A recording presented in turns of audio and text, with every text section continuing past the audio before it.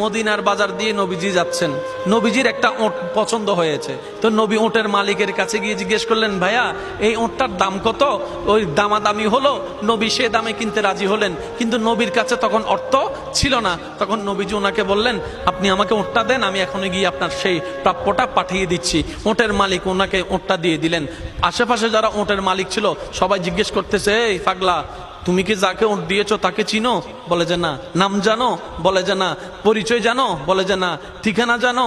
না। তো তুমি যে ওটটা দিয়ে দিলা, উনি যদি ওটার টাকাটা না ফাটায় তখন তো তুমি লসের মধ্যে চলে যাবা। সে ওটের মালিক বলে, এত সুন্দর নুরানি চেহারাওয়ালা কখনো বাটপার হতে পারে না, কখনো চিটার হতে পারে না, কখনো মিথ্যুক হতে পারে না।